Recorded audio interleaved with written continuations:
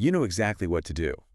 I mean, you have the roadmap. Right. The whole plan. Yeah, you've read the books, you've listened to the interviews, you've journaled about it, Yeah. and you can articulate your exact plan to fix whatever is wrong in your life. You have it all figured out intellectually. Exactly. And yet, this morning, you woke up and did the exact opposite again. Oh, yeah. Like clockwork. You hit snooze.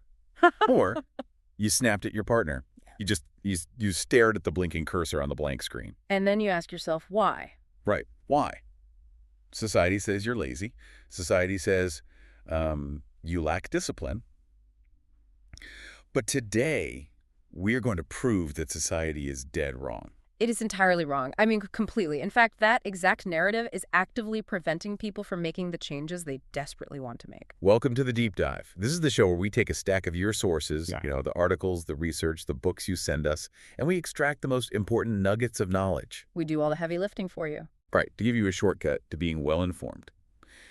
And we custom tailor each deep dive for a single listener. Today, we're tailoring this specifically for you, the learner. We know you're here because you want the whole picture. Yeah, you want the multiple perspectives, the deep context, and most importantly, you want to avoid that awful feeling of information overload. You want the pieces to actually connect. Yes, exactly. And the source material we are unpacking today connects pieces of human behavior that most of us never even realize are related. We're looking at a single, heavily circulated essay by Dr. Dorothy W. Parker. It's titled, You Are Not Stuck, You Are Following a Pattern. Our mission today is highly specific. We are going to completely dismantle the shame and the guilt that you associate with feeling stuck. Because that shame is so heavy. It really is.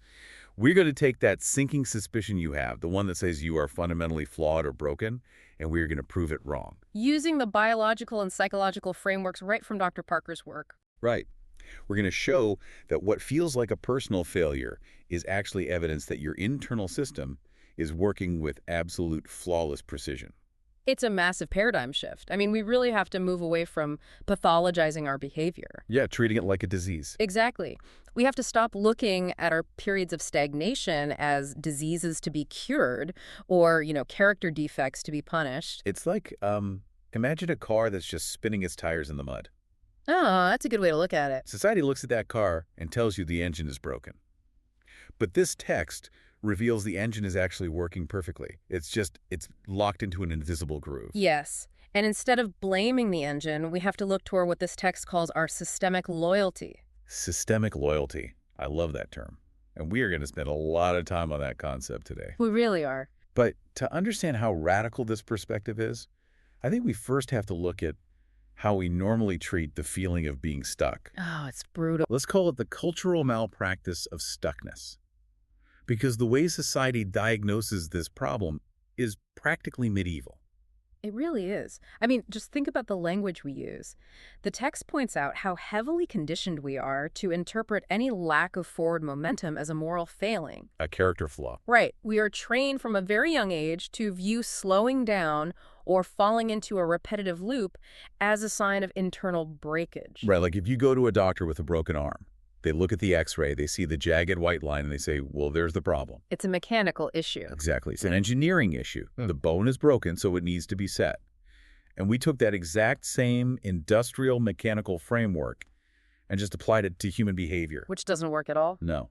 We decided that if a person isn't producing or changing or moving forward, their gears must be broken. We view ourselves as defective machines. And when you look at the specific labels Dr. Parker highlights in the text, it becomes incredibly clear how toxic this is. Oh, the labels are the worst part. When someone is trapped in a behavioral loop, what are the words used to describe them? Lazy, undisciplined, emotionally damaged. Or the one that really gets under my skin because it's so prevalent in modern wellness culture, you have a spiritual blockage. Oh, right. You aren't vibrating at the right frequency. Yeah, exactly. But notice what every single one of those labels does. They all do the exact same thing. Whether it's the corporate hustle culture label of undisciplined or the wellness culture label of spiritually blocked, they both do the exact same conceptual work. They position the individual as the problem. Yes. They internalize the failure. The environment isn't the issue.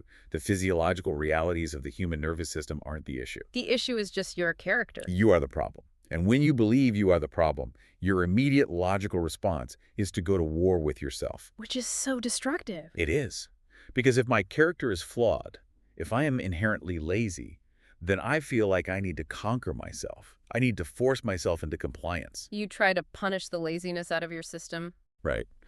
Which is a fundamentally flawed starting point for any kind of growth. It really is. Because if you are fighting yourself, who is actually supposed to win that war? That's a great question. You can't win. You can't. You are deploying your own limited energy reserves to attack your own central operating system. It's like an autoimmune response to personal development. Autoimmune response. Wow. Dr. Parker argues that this entire interpretation, the idea that you are a broken thing that needs to be forcefully corrected, it completely ignores what is actually happening on a biological level. But hold on. Let me just channel the frustration of anyone listening right now. Go for it. Say someone is sitting in their car or at their desk thinking about a habit they hate. If I am staring at a major project for work, a project that literally dictates my livelihood, Right.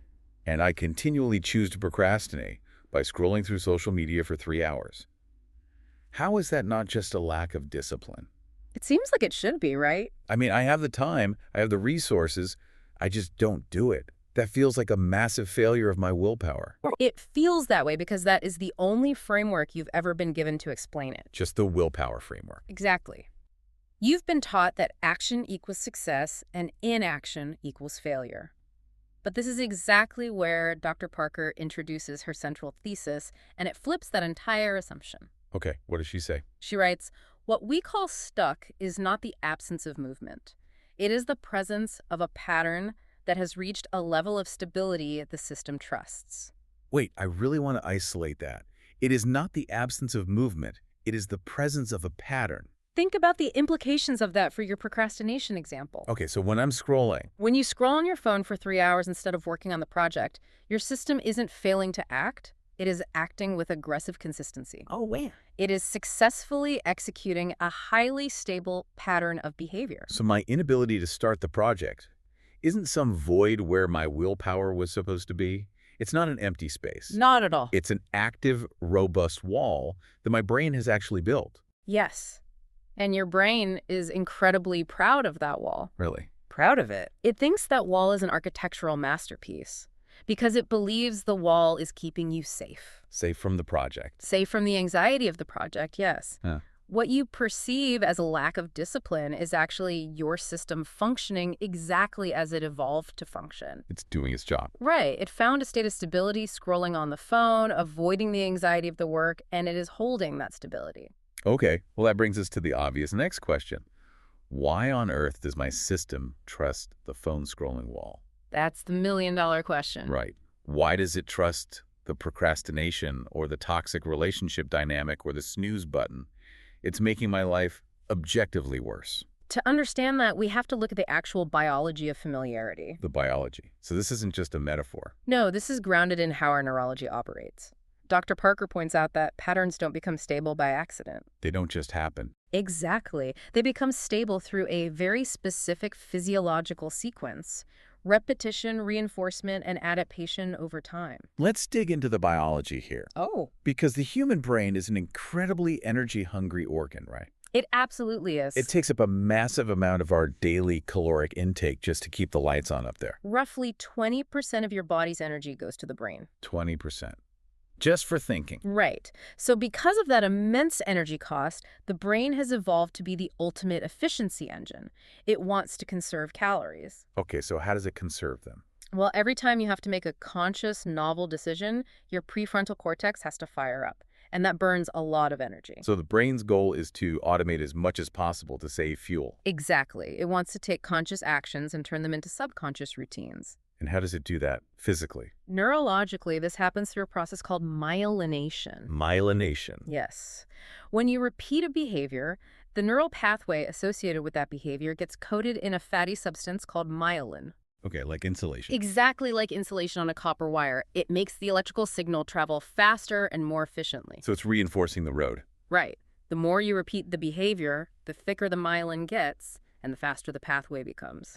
So if my response to stress is to, let's say, shut down and isolate myself, the first time I do it, it might be a conscious choice. Yes.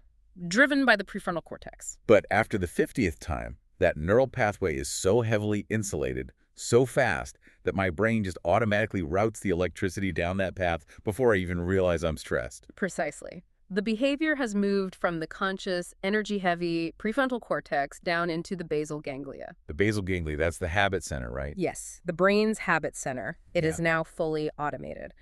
And this is where Dr. Parker's concept of the structural agreement comes into play. The structural agreement. I want to spend some time on this term because I think it reframes the entire concept of self-sabotage. It really does. Dr. Parker defines the structural agreement not as a conscious choice you're making in the moment, but as an internal organization shaped by history. An internal organization. Yes, it is a physiological contract your body has signed based on what you have survived in the past. Meaning, I don't wake up in the morning and consciously decide, I think I'll ruin my own progress today. You don't. You really don't. The structural agreement is the sum total of every repeated thought, every emotional reaction, every behavioral loop you've ever engaged in. They all just embed themselves into the nervous system. Right. And here is the crucial biological shortcut the body takes, which Dr. Parker really highlights. The body equates familiar with safe. Familiar equals safe. Wow. That is the ultimate double-edged sword of being human. It really is. It is the driving force behind almost all of our frustrating behaviors. Well, why does familiar equal safe? Because from an evolutionary standpoint, your amygdala, your brain's threat detection center, it only cares about one thing. Did you survive yesterday? Okay. Did I survive yesterday? Right. If you survived yesterday, then whatever you did yesterday is the safest bet for today. Even if what I did yesterday made me absolutely miserable. Your nervous system does not care about your happiness, not even a little bit. It cares about your survival. So it's just looking at the track record of not dying. Exactly. If your familiar pattern is a highly toxic, chaotic relationship, your conscious mind might be miserable. But your amygdala looks at that chaos and says, well, we know exactly how to navigate this. Right. We've survived this chaos 100 times. We understand the rules of this specific danger. We know exactly how to survive the chaos. That makes me think of an analogy. Go for it. Let's look at this structural agreement, like a well-worn hiking path in a dense wild forest. Okay, I like this. Your brain's primary objective is to get you through the forest using the least amount of energy possible. Conserving calories. Right. And right in front of you is a clear, deeply grooved dirt path. The problem is, your conscious mind knows that this path leads straight into a miserable, mosquito-infested swamp. And the swamp represents the feeling of being stuck. The procrastination, the anxiety loop, the bad relationship. Exactly. Now, over to your right, there's a totally different direction. It leads to a beautiful, sunny meadow. The new habit? The new habit, the healthy boundary, the completed project. But there is no path to the meadow. It is just thick brush, thorny bushes, and fallen trees. It's untamed. Right. Hacking a brand new path through that brush requires a massive amount of physical and mental exertion. It requires the prefrontal cortex to burn a ton of energy. So what does the brain's efficiency engine do? It looks at the energy required to reach the meadow, then it looks at the clear, easy path to the swamp. And it basically forces you down the path to the swamp. Because the path is already established. Yes, that is the structural agreement. The brain says, look, we've walked to the swamp 100 times. We hate the swamp, but we know how to survive the swamp. We have data on the swamp. We have data, but the meadow is completely unknown. We have no data on the meadow. Therefore, the meadow is a potential threat to our survival. That perfectly illustrates Dr. Parker's profound realization. What appears from the outside as stagnation, you ending up in the swamp again and again, is actually continuity. Continuity, not a flaw. Right. You are not frozen. You are moving efficiently within a closed loop that has been structurally reinforced by your own biology. It's evidence of this system's incredible precision. Exactly. It's not a breakdown. It's coherence. The system is coherent. Coherence is exactly the right word. The body is preserving what it knows. It is literally doing the job it evolved over millions of years to do. Which is fascinating, but also incredibly maddening. Oh, absolutely. Because it brings us to what I think is the most painful, agonizing part of this entire human experience. The gap. Yes. If our bodies are just blindly running these familiar scripts, these highly myelinated pathways to the swamp, what happens when our conscious minds suddenly wake up and realize the script is toxic? You enter the gap, the agonizing gap between awareness and integration. This is where so many people live. I mean, this is the daily struggle. Because the assumption society makes is that if you are stuck, You must just be ignorant. Right, you just don't know any better. You must be in denial about your problems. But that's rarely true, is it? Most people who feel deeply stuck are painfully aware of it. They are so aware. Dr. Parker addresses this paradox of awareness head on. Okay. The reality is that the awareness of a stuck person has often expanded massively. Oh, yeah. These are the people who go to therapy every single week. They read all the behavioral psychology books. They meditate. They have a pristine intellectual understanding of their own trauma and their own bad habits. They can see entirely new possibilities for their lives. They can give you a doctoral level thesis on exactly what their childhood attachment style is, how it triggers their current anxiety, and what the optimal healthy response should be. They have all the vocabulary. They know the terms. And yet, despite all of that profound cognitive movement, their lived physical experience remains infuriatingly unchanged. It doesn't budge. They still send the text they shouldn't send to their ex. They still shrink away from the confrontation at work. It's such a tough place to be. But why? I mean, let's just sit in the sheer frustration of this. This is the knowing better but not doing better phase of life. It is. If my prefrontal cortex understands that the meadow is objectively better than the swamp, why doesn't a massive emotional aha moment in therapy instantly rewire the body? Because that's not how the biology works. Why doesn't the body just get in line with the mind? Because the body does not deal in intellectual epiphanies. The body deals in track records. The body deals in track records. Wow. That is a heavy truth. It's the biological reality we have to accept. The tension you are describing, that maddening frustration, is the result of a physiological gap. A physical gap in the nervous system. Yes. Your mind, your conscious awareness, has sprinted forward. It crossed the finish line. It fully understands the new perspective. Right.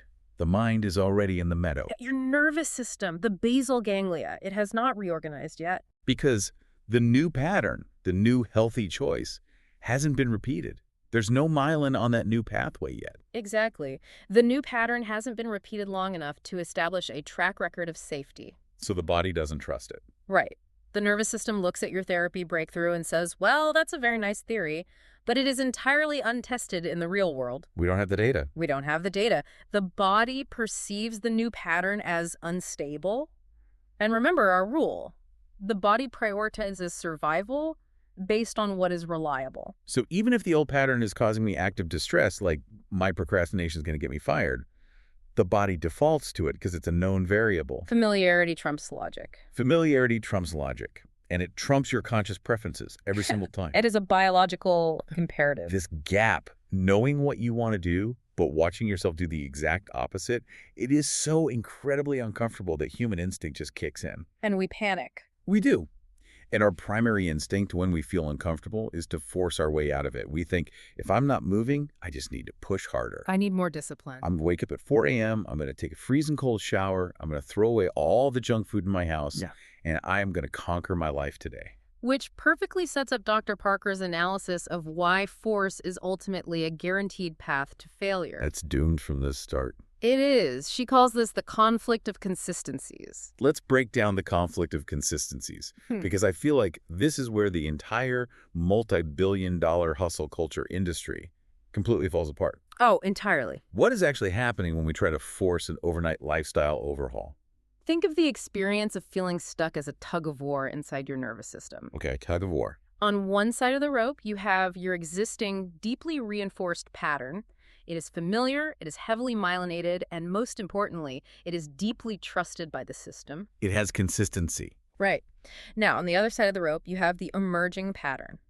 The new diet, the new work routine, the new emotional boundary. The thing you really want. It is deeply desired by your conscious mind, but it is entirely new. It has zero track record. It is inconsistent. And therefore, to the primitive parts of your brain, it is highly unreliable. Exactly. And the friction between those two sides, the pulling tension, that is what we actually experience as the feeling of being stuck. So we aren't failing to move. We are caught between two competing forms of stability that are fighting each other. Right.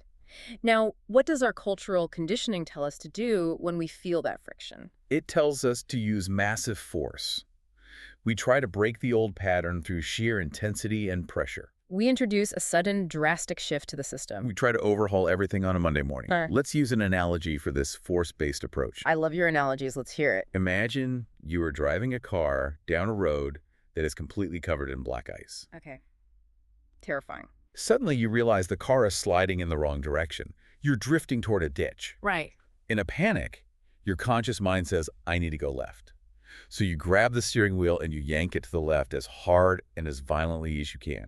You use intense, sudden force. Because you want an immediate correction. Exactly.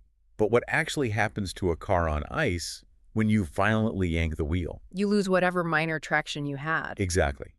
The car doesn't suddenly point in a new direction. The system completely loses its grip on the road. Right. The car interprets that sudden violent movement as a total loss of control, and it snaps into a terrifying, uncontrolled spin. And you crash. By trying to force the correction, you end up spinning way further into the ditch than if you had just let the car coast. That is a phenomenal visualization of exactly what happens to your nervous system. Because the force is the problem. When you use intense, sudden force to break a habit, when you radically restrict your calories overnight, or try to run 10 miles when you haven't run in a year, your nervous system does not interpret that as a positive, sustainable lifestyle change. No, it freaks out. It interprets it as an anomaly. It interprets the sudden shift as a massive, life-threatening instability. The amygdala is basically screaming, whoa, what is happening? We are losing the safe, familiar path. We are out of calories. We are under attack. Yes, the force introduces severe biological stress. Your cortisol spikes, your adrenaline pumps. And because the nervous system's primary foundational directive is to maintain coherence and safety, what does it do when it feels threatened by this new forced instability? It frantically scrambles back to the established baseline. It rubber bands right back to the swamp. It retreats to the old pattern. But here's the tragic irony that Dr. Parker points out. By surviving this self-imposed threat of forced change, your body actually reinforces the exact pattern you were trying to escape. Oh, man. So it makes the bad habit stronger. The old habit becomes even stronger because the body views it as the safe harbor that saved you from the chaotic stress of your failed diet or your failed 4 a.m. wake-up routine. That is devastating to realize. By trying to violently force ourselves to change, we are literally training our nervous systems to grip onto the stuck pattern even tighter. We are. This is the crux of systemic loyalty. Systemic loyalty. There it is again. Your body is so incredibly committed to protecting you, so loyal to preserving what it knows is stable, that it will actively fight off your conscious mind's attempts to forcefully break that stability. Because breaking a pattern with sudden force violates the basic organizing principles of your biology. It's like fighting gravity. You can't win. So we are at an impasse. If society's diagnosis of laziness is wrong, if having a cognitive breakthrough in therapy isn't enough to change the body, Right. and if trying to force the change through sheer willpower actually makes the problem worse, how do we actually get unstuck? We have to stop fighting the nervous system, and we have to start playing by its rules. Okay, so what are the rules? We have to completely redesign our architecture of change. Dr. Parker argues that we must abandon the paradigm of resistance and embrace the paradigm of replacement. Replacement, not resistance. This is the core application of Dr. Parker's work. It's how we actually recalibrate our lives. Let's really map out the mechanics here. Because if I can't force a change, how does the nervous system actually allow a new pattern to form? Change is permitted by the nervous system only through the steady, non-threatening introduction and repetition of a new pattern. Maintained long enough for the system to recognize it as reliable. Exactly. Maintained long enough. That implies a timeline that I don't think most of us are comfortable with. It's not a quick fix. No. It sounds painfully slow. It is slow, and we have to be honest about that. The process of biological replacement is inherently unglamorous. Very unglamorous. It lacks the dramatic, urgent energy that our anxiety craves. When we feel stuck, our anxiety wants the problem fixed by tomorrow. We want the montage scene. But the nervous system doesn't operate on urgency. It operates on data. It requires proof over time. Let's look at a granular, real-world example of how this replacement actually works in micro moments. Sure. Let's ground this. Let's take the classic snooze button example. I want to wake up at 6 a.m., but every morning my alarm goes off and my highly myelinated automatic response is to smash the snooze button and go back to sleep for an hour. A very strong structural agreement. Exactly. If I can't use force, if I can't set 10 alarms and throw freezing water on my face, how do I replace that pattern without triggering my amygdala's alarm bells? You have to introduce a shift so small that it slips past the threat detection system. Slips right past it. Right. In neuroscience, there's a principle called Hebb's law. Neurons that fire together, wire together. Okay, fire together, wire together. Right now, your alarm firing is strongly wired to the physical action of hitting snooze. You need to gather new data points to prove to the nervous system that waking up is safe. So what's the micro moment? What do I actually do? Tomorrow morning, when the alarm goes off, you don't try to jump out of bed and run a mile. Right, that's yanking the steering wheel on the ice. That's too much force. Instead, you hit the snooze button, but you simply sit up in bed for 30 seconds before you lie back down. Wait, that's it? Just sit up? That's it. You are introducing a tiny 1% change to the sequence. And I just go back to sleep after. You go back to sleep, but you do that for 3 days. Your body learns that sitting up for 30 seconds does not result in death. It's safe. Okay.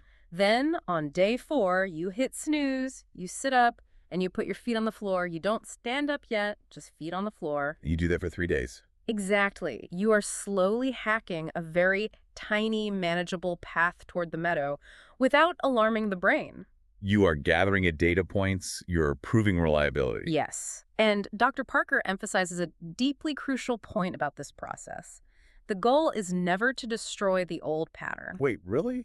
I thought the whole point of personal development was to kill the bad habit. That's what everyone thinks. To eradicate the old structural agreement. Like burn the path to the swamp. That is the misconception that keeps people locked in endless self-opposition. You cannot destroy the old structural agreement. You can't. No. The neural pathway for hitting the snooze button or reaching for the junk food will always be there in your brain. The myelin doesn't just vanish.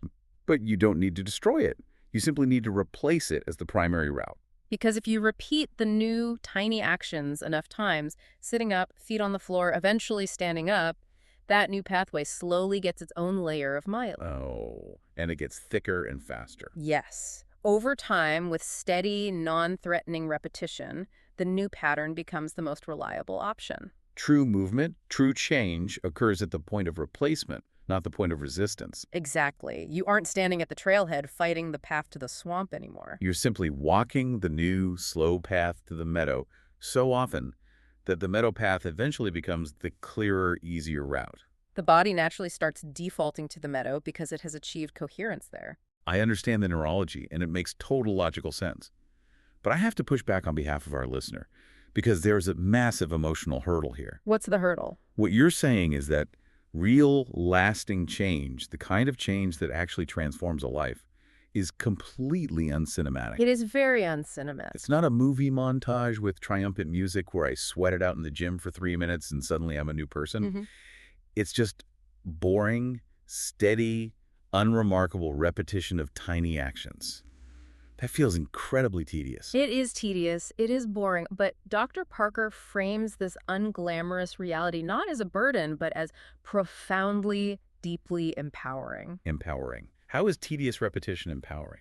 Because it takes the immense, crushing weight of moral perfectionism off your shoulders. Oh, I see. You do not need a monumental psychological breakthrough today. You do not need to summon superhuman willpower to fight your own biology. You don't need to have your entire life figured out by Friday. No. Yeah. All you need to do is give your body enough gentle, boring evidence day by day, moment by moment, that the new choice is safe to trust. It completely removes the concept of moral failing from the equation. Exactly. You aren't a bad person. Your system is just waiting for proof. Your system is just waiting for proof. I really want that to land for you, the listener. It's a huge relief. If you are stuck right now, you aren't broken. You haven't failed.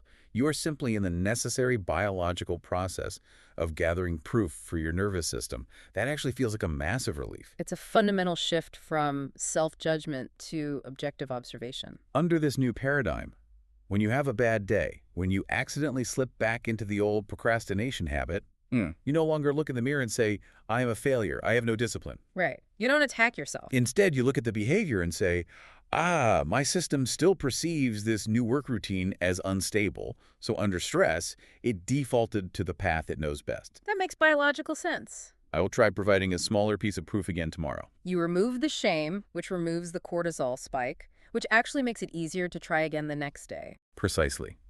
You stop triggering the threat response. It's such a gentle way to live. That is a brilliant place to start wrapping up this deep dive.